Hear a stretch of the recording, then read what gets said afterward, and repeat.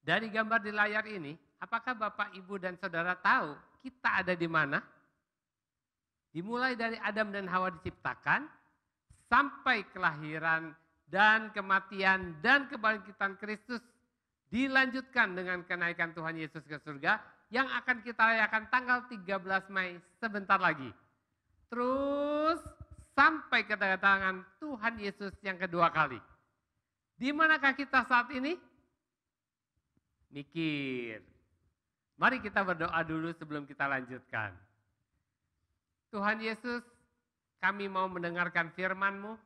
Mari Engkau berbicara kepada setiap kami, supaya kami memiliki hati seorang murid, dan setiap firman yang kami dengar, boleh tinggal terekam dalam hati dan pikiran kami selama-lamanya. Di dalam nama Tuhan Yesus, haleluya, amin. Kenapa saya menanyakan hal ini? Karena penting bagi kita mengetahui posisi kita saat ini. Karena Alkitab adalah kitab yang memberikan penjelasan paling detail, paling lengkap tentang rencana Tuhan atas dunia ini. Alkitab sejauh ini tidak pernah salah menubuatkan apa yang akan terjadi. Dan Alkitab adalah kitab suci kita.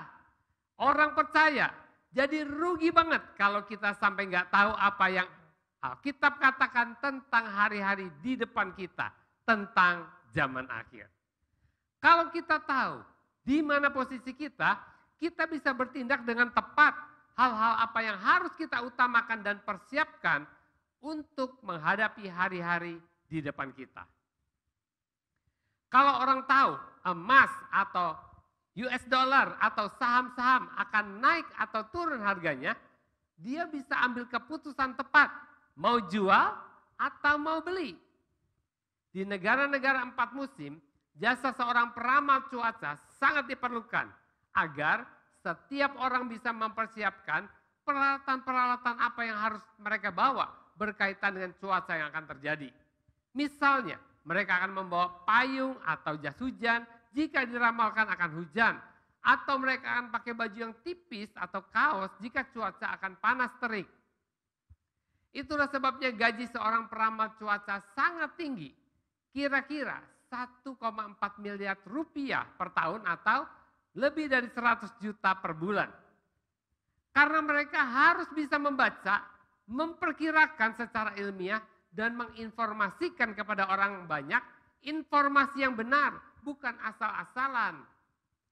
Para futurolog, ilmuwan yang berdasarkan penelitian, membuat prediksi tentang kehidupan di masa depan. Membuat prediksi tentang kehidupan di masa depan. Contoh, Alvin Toffler, futurolog yang pada tahun 1970-an dalam bukunya The Third Wave atau gelombang ketiga telah memprediksi tentang peranan dari telekomunikasi dan informatika. Jauh sebelum internet menguasai dunia seperti sekarang. Akibatnya apa? Akibatnya dalam membuat kebijakan Perdana Menteri Uni Soviet Mikhail Gorbachev waktu itu maupun Perdana Menteri RRC Zhou Ziyang sangat memperhatikan pikiran-pikiran Alvin Toffler. Futurolog lainnya adalah John Naisbitt. Berdasarkan penelitiannya selama 10 tahun pada 1982, ia menulis buku Megatrends yang telah diterjemahkan ke dalam berbagai bahasa dan terjual tidak kurang dari 14 juta eksemplar. 10 tahun kemudian ia menulis buku yang lain yang juga menjadi bestseller, yaitu Megatrends 2000. Di dalam buku tersebut antara lain John Naisbitt memprediksi tentang terjadinya kebangkitan agama-agama di dunia. Suatu keadaan yang menjadi kenyataan pada hari-hari ini. Hanya saja perlu diingat bahwa semua prediksi itu tidaklah 100% akurat. Banyak juga prediksi yang dibuat oleh Alvin Toffler maupun John Naisbitt ternyata meleset. Demikian juga walaupun didukung oleh teknologi dan satelit cuaca yang canggih, ternyata ramalan cuaca di Amerika yang saya ceritakan di awal tetap tidaklah sangat akurat. Semakin jauh jangka waktu prediksi itu dibuat, semakin tinggi persentase kemelesetannya. Apabila prediksi itu dibuat 5 hari sebelumnya, keakuratannya masih 90%.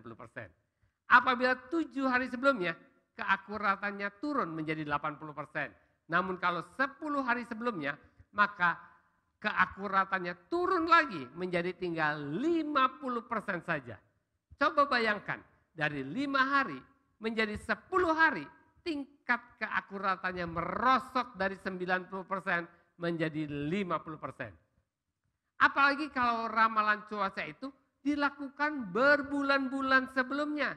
Dapat dibayangkan betapa sulitnya untuk membuat prediksi yang akurat. Untuk itulah kenapa kita harus membaca dan mengerti dan mempercayai apa yang Alkitab tuliskan. Tapi Alkitab sulit dimengerti, Pak. Betul. Itulah sebabnya Tuhan memberikan rasul-rasul, nabi-nabi, penginjil-penginjil, pengajar-pengajar, dan gembala-gembala di dalam gereja. Untuk memperlengkapi orang-orang percaya agar mengerti kebenaran dan tidak disesatkan oleh berbagai ajaran yang akhir-akhir ini muncul beraneka ragam di YouTube.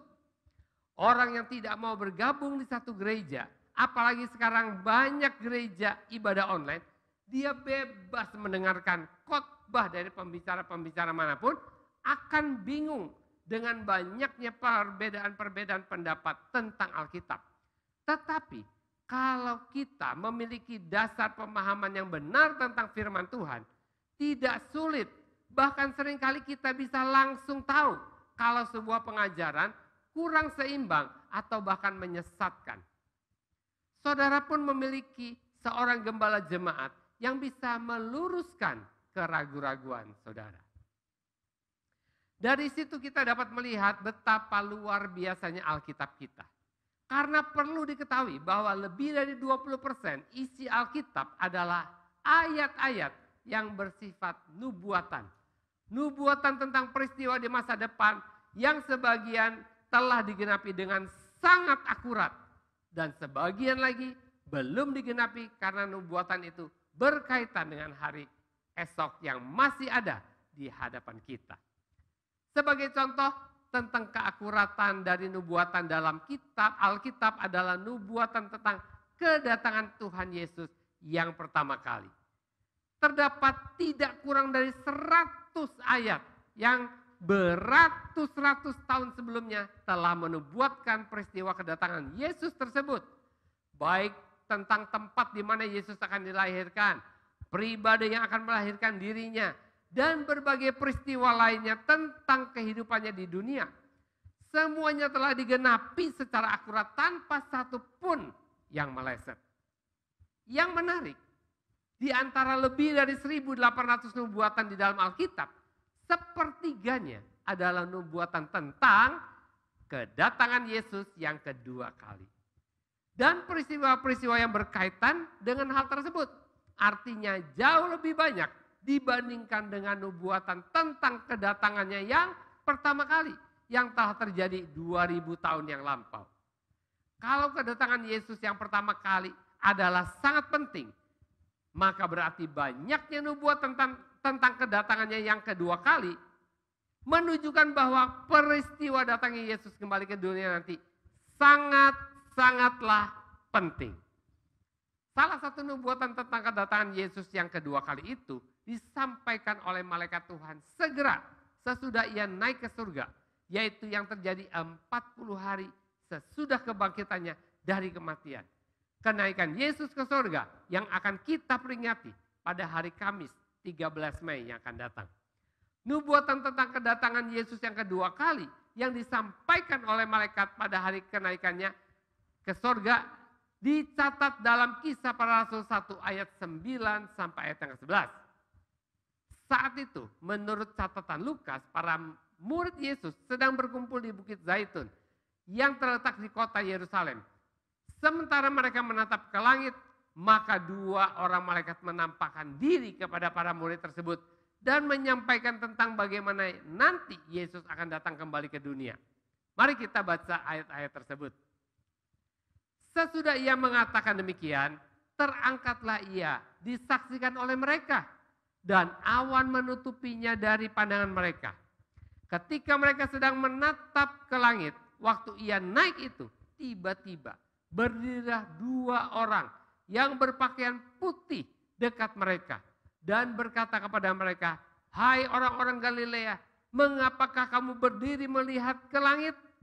Yesus ini yang terangkat ke surga meninggalkan kamu akan datang kembali dengan cara yang sama seperti kamu melihat dia naik ke surga." Pernyataan malaikat yang disebut sebagai orang yang berpakaian putih ini menegaskan bahwa Yesus akan datang kembali ke dunia. Peristiwa yang sangat penting.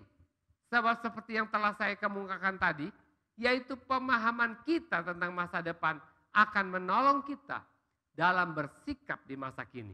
Sehingga akan menentukan kehidupan kita baik di masa yang sekarang maupun di masa yang akan datang. Peristiwa yang di dalam Alkitab disebut bahwa akan terjadi pada akhir zaman. Bukan dengan maksud untuk berkata bahwa pandemi yang sedang terjadi sekarang ini merupakan tanda dari akhir zaman, sebab 2000 tahun yang lalu pun Rasul Petrus di dalam 1 Petrus 4 ayat 7 telah menulis bahwa kesudahan segala sesuatu sudah dekat. Apalagi bermaksud untuk membuat saudara merasa ketakutan terhadap antikristus sehingga ingin segera diangkat naik ke angkasa. Bukan. Sama sekali bukan. Hanya saja karena Alkitab memuat sekian banyak nubuatan tentang kedatangan Yesus yang kedua kali, maka berarti peristiwa itu sangatlah perlu kita pahami. Sebab dengan demikian barulah kita akan mengetahui bagaimana seharusnya sikap kita dalam menyongsong hari esok atau bersiap bagi masa depan. Preparing for the future. Tentang hal tersebut adalah penting bagi kita untuk bertanya, mengapa Yesus akan datang kembali? Why Christ will return? Sehingga dengan demikian kita memahami pentingnya kedatangan Yesus yang kedua kali tersebut. Dan juga memahami tentang masa depan yang sedang menanti di hadapan kita. Di dalam Alkitab kita mendapati berbagai alasan tentang mengapa Yesus akan datang kembali. Karena terbatasnya waktu, hari ini saya akan menguraikan 3 alasan saja. Bukan berarti alasan-alasan yang lain tidak penting, namun ketiga alasan ini secara sekilas juga mencakup alasan-alasan yang lain. Ketiga alasan tersebut yang pertama adalah, Yesus datang kembali untuk menggenapi firman-Nya. Hal ini adalah karena di dalam masa kehidupannya di dunia 2000 tahun yang lalu, berulang kali Tuhan Yesus telah berkata bahwa ia akan datang kembali untuk kedua kalinya. Bukan itu saja, di dalam kitab Perjanjian Lama, peristiwa ini juga dinubuatkan secara berulang-ulang.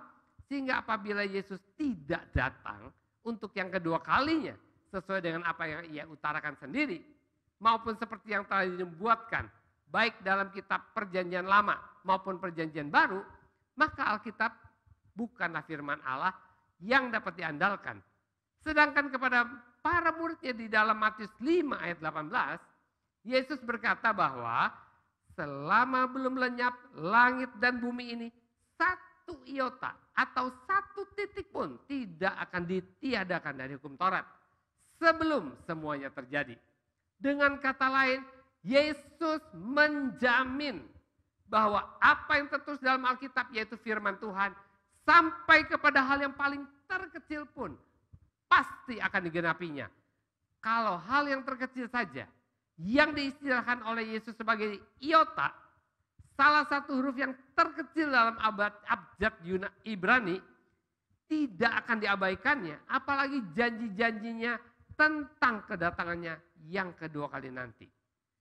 Salah satu janji tersebut adalah yang ia ucapkan ketika ia berdiri di hadapan sidang mahkamah agama di Yerusalem sebelum ia disalibkan. Hal tersebut dicatat di dalam Markus 14 ayat 62 sebagai berikut. Jawab Yesus, "Akulah dia, dan kamu akan melihat Anak Manusia duduk di sebelah kanan yang Maha Kuasa dan datang di tengah-tengah awan-awan di langit." Pernyataan Yesus ini merujuk kepada penglihatan Daniel yang menegaskan janjinya bahwa ia akan datang kembali ke dunia untuk kedua kalinya.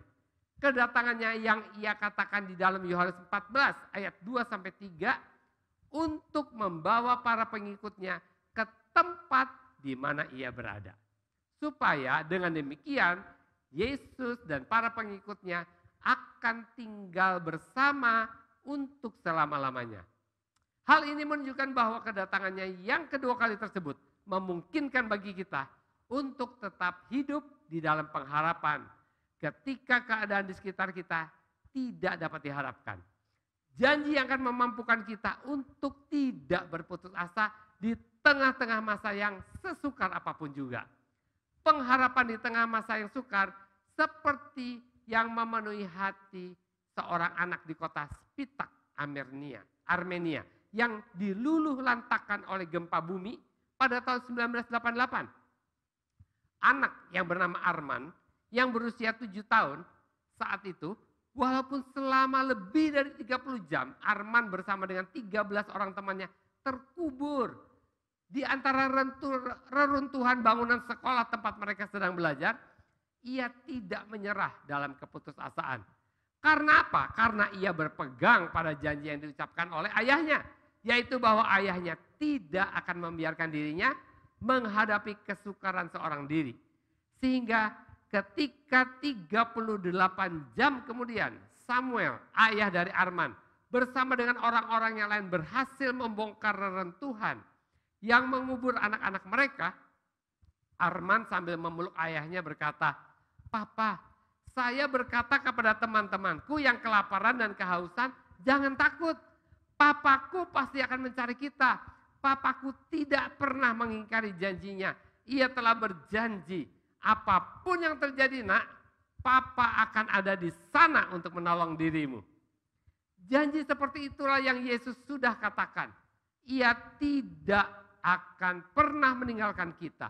Ia pasti akan kembali karena firman-Nya dapat kita andalkan. Oleh karena itu, apapun kesukaran yang sedang kita alami, kita dapat berkata, jangan takut, Tuhan tidak akan pernah mengingkari janjinya. Yang kedua adalah untuk mengakhiri kejahatan di dunia.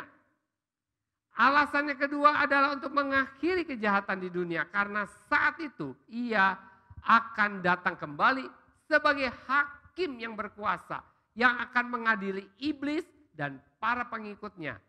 Hal tersebut dicatat di dalam Wahyu pasalnya 19 dan 20. Di dalam Wahyu 20 ayat 10 sampai 12 ditulis demikian. Dan iblis yang menyesatkan mereka dilemparkan ke dalam lautan api dan belerang, yaitu tempat binatang dan nabi palsu itu. Dan mereka disiksa siang malam sampai selama-lamanya. Lalu aku melihat suatu tahta putih yang besar dan dia yang duduk di atasnya. Dari hadapannya lenyaplah bumi dan langit dan tidak ditemukan lagi tempatnya. Dan aku melihat orang-orang mati, besar dan kecil, berdiri di depan tahta itu. Lalu dibuka semua kitab dan dibuka juga sebuah kitab lain, yaitu kitab kehidupan. Dan orang-orang mati dihakimi menurut perbuatan mereka berdasarkan apa yang ada tertulis di dalam kitab-kitab itu. Di dalam ayat-ayat ini ditulis bahwa bukan hanya nabi palsu serta antikristus yang di ayat 10 disebut sebagai binatang akan dilemparkan ke dalam lautan api dan belerang, tetapi iblis sendiri juga akan ditangkap dan dilemparkan ke tempat hukuman yang kekal itu. Beberapa waktu terakhir ini kita melihat tanda-tanda nubuat Alkitab tadi semakin nyata, yaitu tentang ada banyak orang percaya yang meninggalkan Tuhan. Walaupun tidak kurang orang-orang yang tadinya tidak percaya, sekarang mengaku Yesus sebagai juru selamat mereka. Nabi-nabi palsu atau penyesat mulai bermunculan dengan terus terang. Saya menerima beberapa link YouTube dari seorang teman. Yang pertama, judulnya Why I Left Christianity. Pembicaranya adalah Jane Fishburne. Yang kedua, Confession of an Ex-Christian, Esther dan Raj dari India. Dan yang ketiga, ajaran dari gereja Tuhan yang Maha Kuasa. Dan yang keempat, lagi viral apa yang sedang terjadi di Amerika, yaitu Asian hate, di mana orang-orang Amerika keturunan Asia dibully, dipersekusi oleh orang-orang bule. Bahkan ada yang dibunuh beramai-ramai. Hanya karena rasa benci, karena dianggap negara yang menyebabkan virus corona yang mewabah di dunia. Jane Fishburne, wanita yang hidup sebagai orang percaya selama 50 tahun di San Antonio, Texas, anak pasangan misionaris di Papua. Seorang pengkhotbah dan pengajar, lulus dari sekolah Alkitab, menguasai bahasa Ibrani dan Yunani, tetapi setelah Alkitabnya itu, dia meninggalkan kekristenan dengan alasan Alkitab itu hanya untuk orang Yahudi dan hanya bicara hal-hal jasmani dan tidak ada hubungannya dengan kekekalan. Esther Danrats, seorang wanita India yang sekeluarga pindah menjadi Kristen. Ayahnya seorang aktivis Kristen sampai meninggal. Esther sendiri masuk sekolah tinggi teologi, lulus dari seminari Georgia Atlanta dengan gelar Master in Divinity. Suaminya juga seorang India Kristen yang sudah 3 keturunan. Tetapi setelah lulus, dia tinggalkan kekristenan karena alasannya kekristenan adalah konspirasi politik dan Alkitab penuh dengan kontradiksi. Orang-orang ini lulusan STT ternama di dunia awalnya mempertobatkan banyak orang, tetapi mereka sendiri meninggalkan kekristenan mereka dengan alasan yang betul-betul aneh.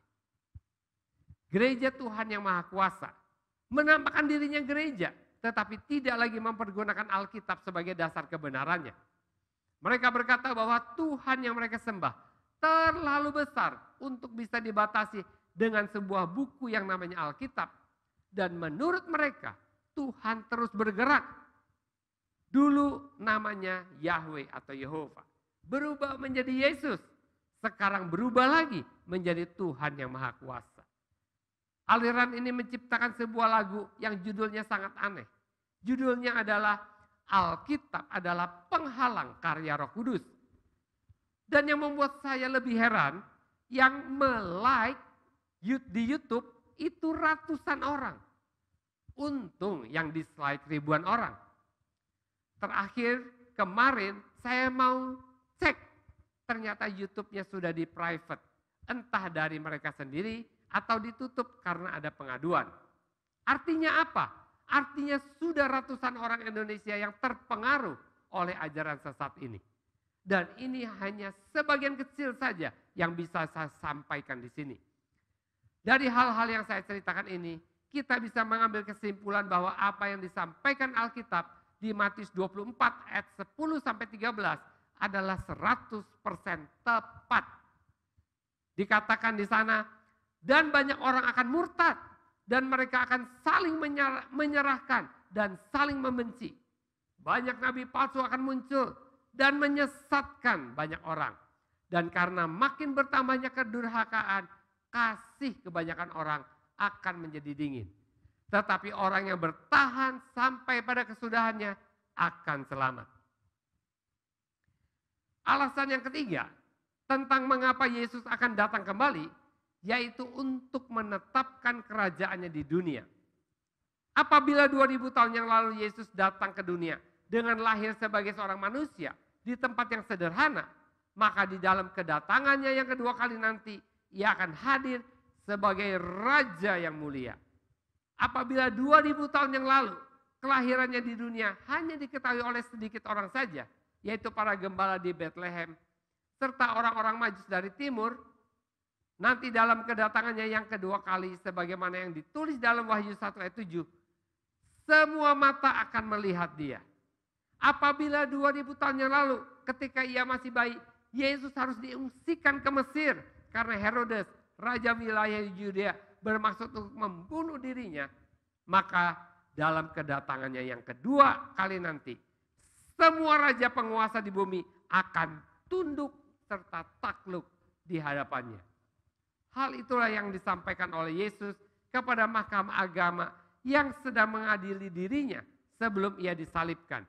Yaitu sebagaimana yang telah kita baca di dalam Markus 14 ayat 62 tadi. Di saat itu ia mengutip penglihatan yang diperoleh oleh Daniel. Dan dicatat di dalam Daniel 7 ayat 13 dan 14 demikian.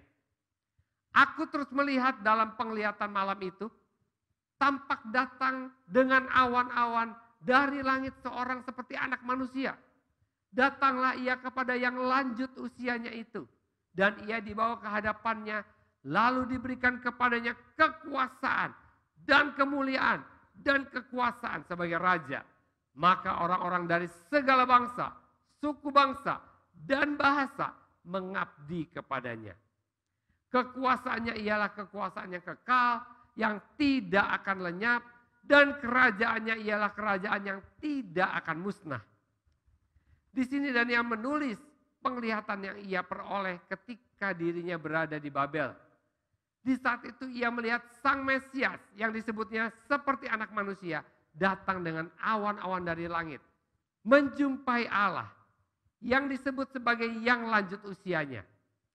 Kepada Sang Mesias, yaitu Sang anak manusia, diberikan kekuasaan, kemuliaan sebagai raja atas segala bangsa. Ia akan memerintah sebagai raja di atas segala raja dengan kekuasaannya yang kekal dan dalam kerajaannya yang tidak akan musnah. Itulah Yesus yang akan datang kembali sebagai raja di dalam kerajaannya. Di saat itu, sebagaimana yang telah dinubuatkan di dalam Yesaya 45 ayat 23, semua orang akan bertekuk lutut di hadapannya.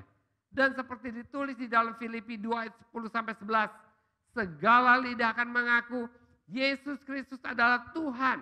Dan di dalam kerajaannya itu, sebagaimana yang ditulis di dalam Wahyu 21 ayat 4, tidak akan ada lagi air mata, tidak akan ada lagi maut, tidak akan ada lagi perkabungan atau ratap tangis atau duka cita. Sebab segala sesuatu yang lama itu telah berlalu. Bukan itu saja. Seperti yang ditulis di dalam Wahyu 22 ayat 3 sampai 5, para hambanya akan memerintah sebagai raja bersama dengan dia sampai selama-lamanya. Kalau kita memahami bahwa itulah yang menjadi alasan dari kedatangan Yesus yang kedua kali ke dunia, yaitu untuk menegakkan kerajaannya dan memerintah sebagai raja di atas muka bumi. Dan di saat itu kita, para pengikutnya, hamba-hambanya akan memerintah bersama-sama dengan dia. Maka di saat ini pun, apapun keadaan kita tidak akan merasa minder. Karena sesungguhnya keberadaan kita di dunia saat ini merupakan masa pelatihan. Sampai suatu hari nanti kita akan memerintah bersama dengan Kristus sebagai Raja untuk selama-lamanya. Dengan demikian berarti bagi kita orang yang percaya kepada Yesus Kristus, kedatangannya yang kedua kali ke dunia, yaitu yang terjadi pada zaman nanti, bukanlah peristiwa yang mengerikan, tetapi sebaliknya merupakan hari yang sangat kita nantikan. Sebab pada hari itu kita akan berjumpa dengan Kristus, kekasih kita, dan kita akan tinggal bersama dengan dia untuk selama-lamanya. Perjumpaan dengan Kristus yang diistilahkan di dalam Alkitab sebagai hari pernikahan anak domba.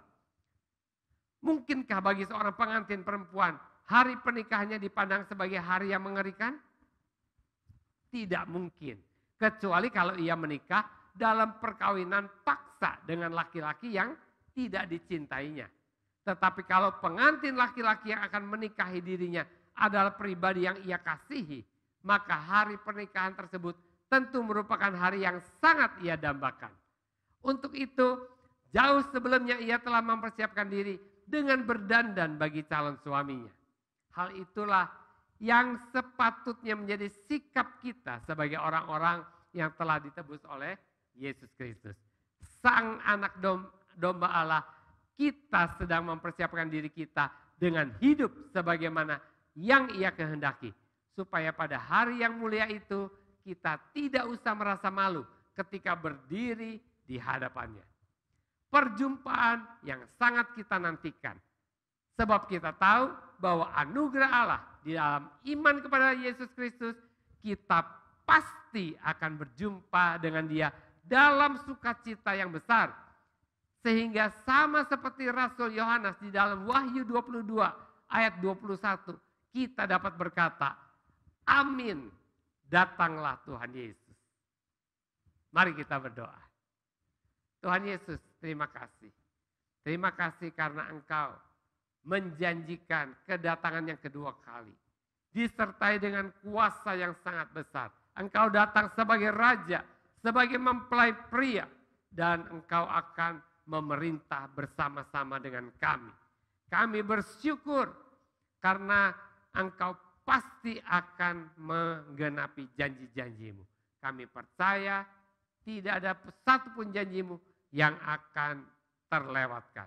Aku berdoa buat setiap orang yang mendengarkan firman ini. Apapun yang terjadi dalam hidup mereka, aku berdoa supaya mereka tetap kuat, tidak putus asa. Karena mereka tahu sebentar lagi Yesus akan datang untuk kedua kalinya. Dan kami semua akan hidup bersama-sama dengan Dia. Terima kasih Tuhan Yesus. Di dalam nama-Mu kami sudah berdoa dan mengucap syukur. Haleluya. Amin. Tuhan Yesus memberkati. Kita berjumpa lagi dalam ibadah online minggu depan.